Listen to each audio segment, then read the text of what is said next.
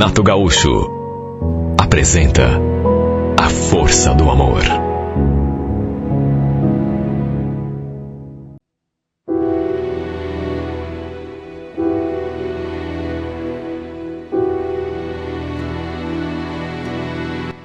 Pode um homem mudar a vida de uma mulher? Pode um homem mudar o destino de uma mulher? Será que pode um homem fazer uma mulher acreditar em coisas nas quais ela já não acreditava mais? Eu digo que sim. Do alto da minha experiência de vida, eu afirmo que sim.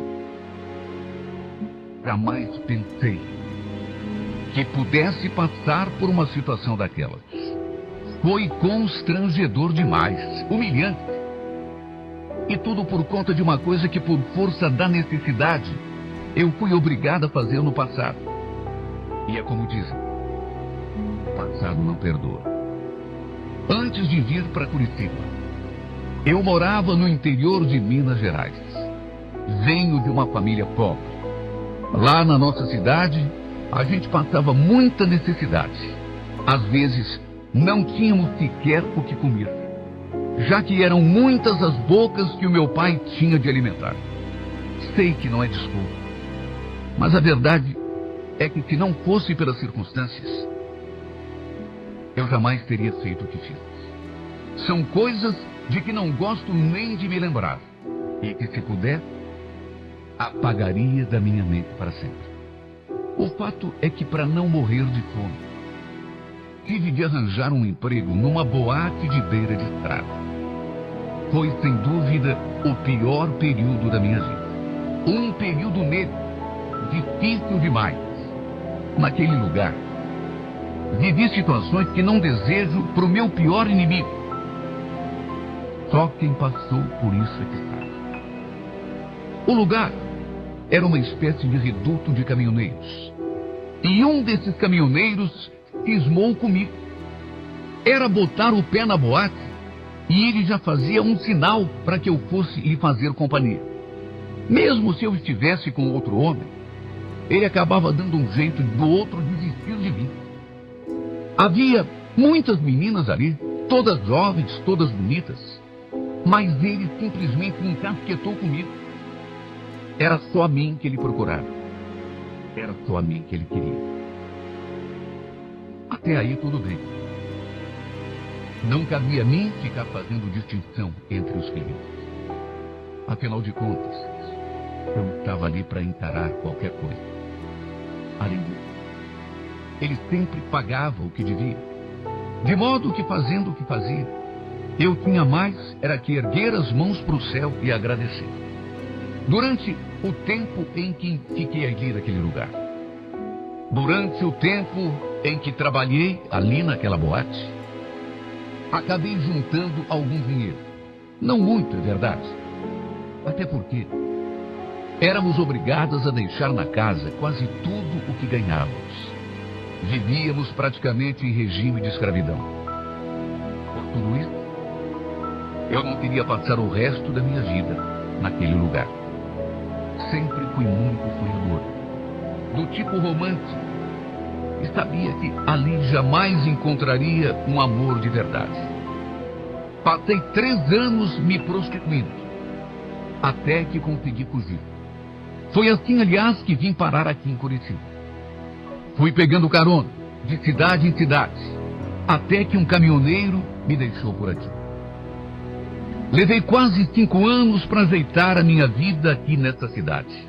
Um emprego decente, uma casinha, as minhas coisas. Foi o período da minha vida de que eu mais sinto orgulho de mim mesmo.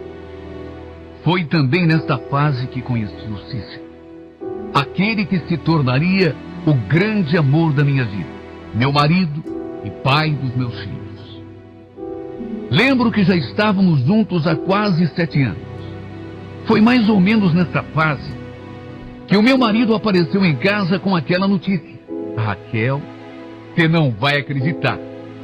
Finalmente saiu a nossa casinha. Demorou, mas a gente conseguiu. Você já pensou? A nossa casa. Aquele vai morar no que é nosso, Raquel. Aluguel? Nunca mais. Meu Deus, como esse homem estava feliz. Como esse homem ficou feliz.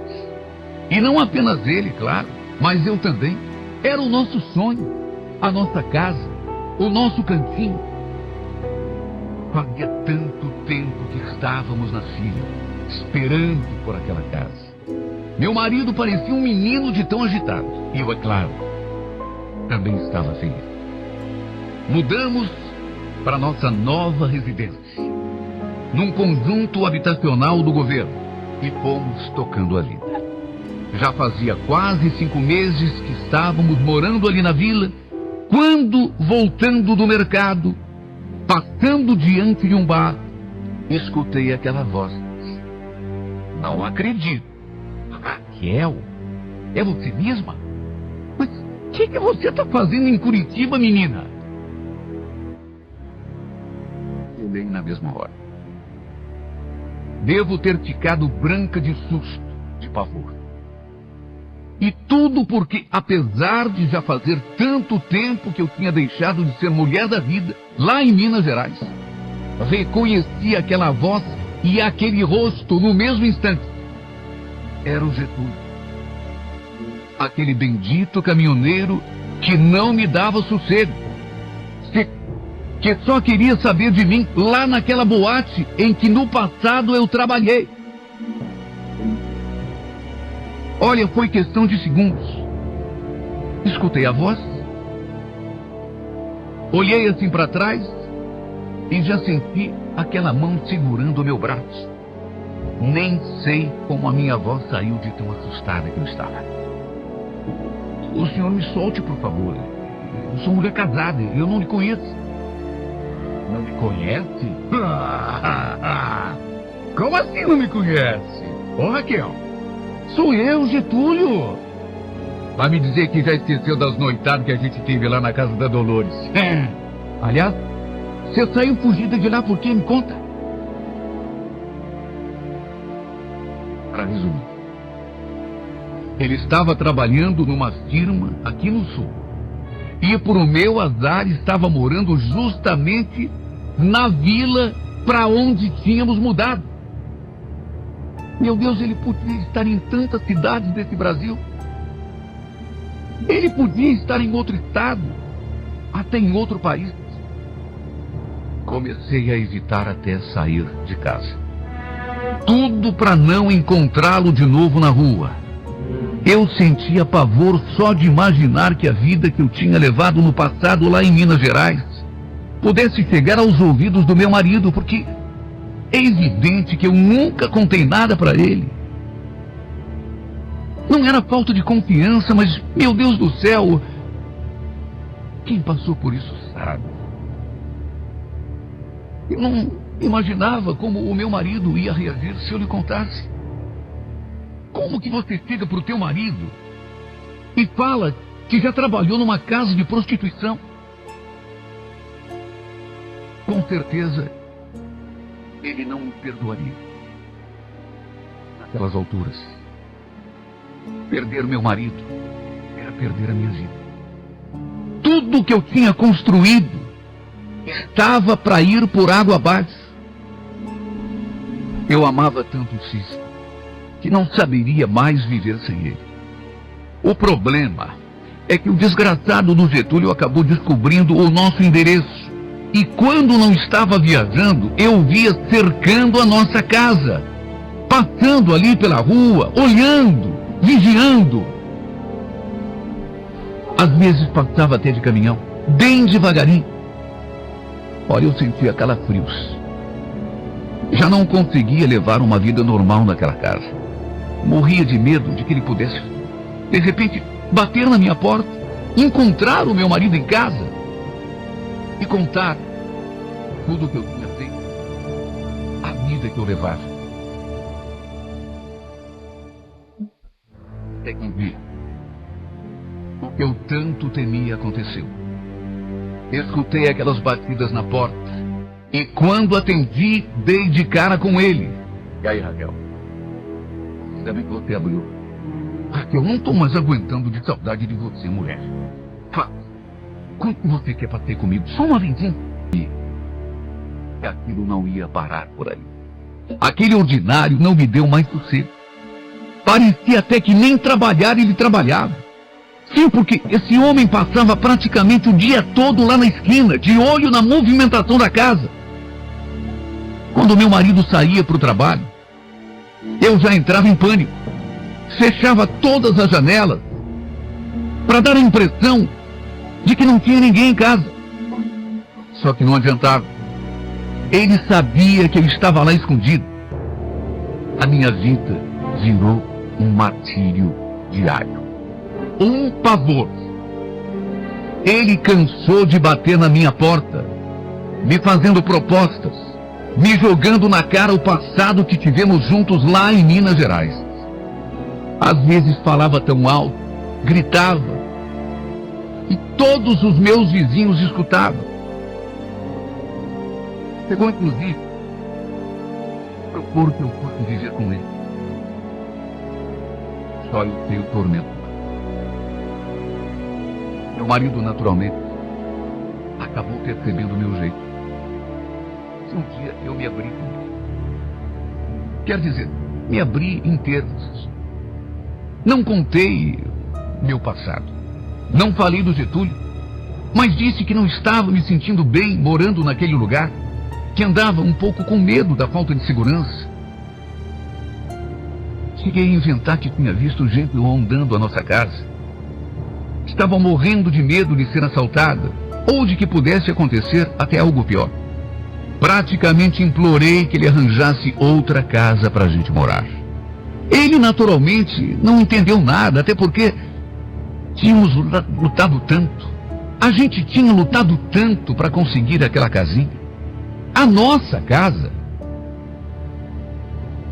Foi tanta batalha para nos livrarmos do aluguel, e agora eu pedia que mudássemos dali. Eu sei que não devia ter mentido. Assim como sei que não deveria ter escondido o que realmente estava acontecendo. Mas repito, é uma situação que... Eu pensei que teria uma nova vida. Eu pensei que aquele passado estava enterrado para sempre. E realmente estaria. Não fosse o bendito do Getúlio vir parar justamente aqui, em Curitiba, na mesma cidade, no mesmo bairro. Contar para o meu marido de que jeito? Para contar uma parte da verdade, eu teria de contar a verdade toda. E aí eu pergunto, como eu ia dizer para ele que ele tinha se casado com uma mulher que no passado havia sido uma prostituta? Meu Deus, que homem aceitaria na boa uma revelação dessas, por mais apaixonado que fosse? A verdade é que tive muito medo de contar para o meu marido. Perdeu. Só que não sei se, feliz ou infelizmente, algo aconteceu que veio a mudar todos os meus planos.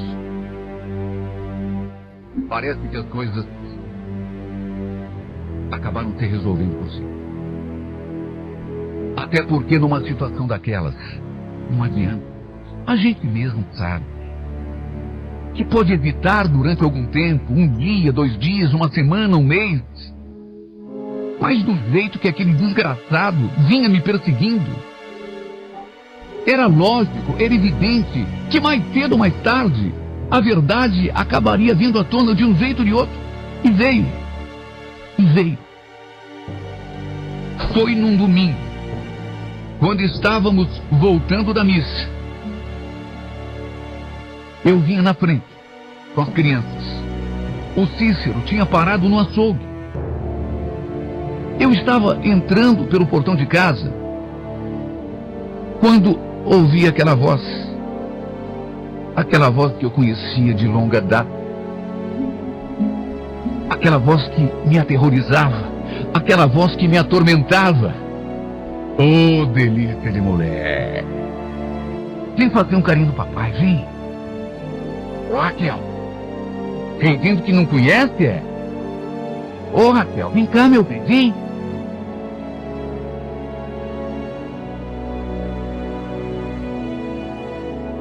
Quando me deparei com o defunto,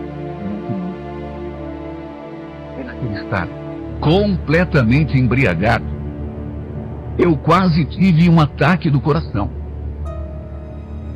Porque se em situações normais, porque se em situação normal, ele já era um perigo, imagine bêbado. Aí mesmo é que abriria a boca sem nenhuma cerimônia. Comecei a tremer. Tentei fugir, mas não adiantou, porque ele me seguiu, a mim e as crianças, falando aquelas sandices, até que, de repente, meu marido chegou. Ele tinha parado no açougue, mas tinha comprado a carne e veio na direção da nossa casa. E aí nos pegou na rua. Aquele infeliz me dizendo coisas que, olha, naquela hora eu juro, eu senti que meu mundo estava prestes a desmoronar. Naquela fração de segundos, quando vi meu marido se aproximando, e o Getúlio me dizendo aquelas coisas, mas dizendo alto, falando alto, para todo mundo ouvir, eu senti. Perdi meu marido. Perdi meu casamento. Perdi tudo. Perdi minha vida. Os dois começaram a discutir. Meu marido, claro, pedindo para o outro ir embora, ameaçando chamar a polícia. Foi quando o desgraçado falou: tá protegendo essa aí por quê, ô bobaião? Ela não te contou que antes de você era eu que bancava ela? Ela não te contou nada, não? Pelo jeito você é um trouxa mesmo, não tá sabendo de nada, né? Ela não te falou que trabalhava na zona?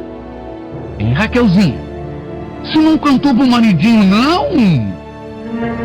Essa aí não vale nada, cara. Uma tremenda, uma safada, rapaz. Mulher de zona. Foi seu começo. Se parasse por aí, já seria um desastre. Mas o pior é que não parou. O infeliz do Getúlio, encorajado pelo álcool, fez praticamente uma biografia minha, um histórico meu ali. Não ficou só naquilo. Ele falou praticamente tudo o que eu tinha feito e o que eu não tinha feito. Fez um relatório da minha vida passada, incluindo todos os podres a que tinha direito. E tudo assim, diante do meu marido e dos meus filhos. Meu espanto.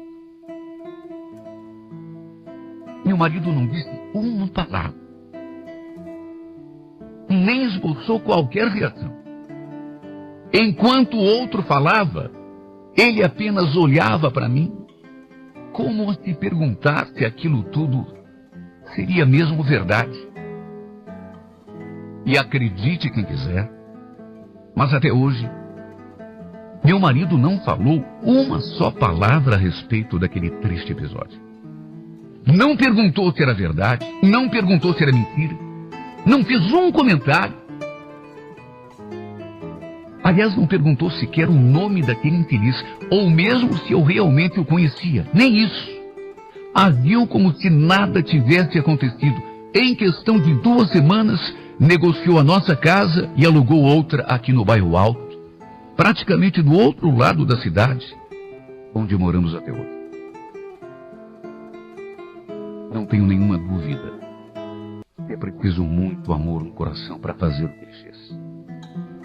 Sim, porque, apesar de ele tentar disfarçar, tocar a vida como se nada tivesse acontecido, eu sempre senti o quanto aquilo o incomodou, principalmente no começo. Meu Deus, ele chegou a se desfazer da nossa casa. Uma casa que tínhamos lutado tanto para conquistar. Foi só para evitar qualquer tipo de confronto com o Getúlio. Meu marido vendeu a nossa casa. Em nenhum momento ele me tratou com indiferenças. Nunca senti ressentimento, desprezo ou coisa parecida nas atitudes do meu marido. Que maior prova de amor uma mulher pode desejar? Hoje eu sei que tenho a meu lado um marido que me ama. Um homem que é capaz de passar por cima do próprio orgulho em nome do amor.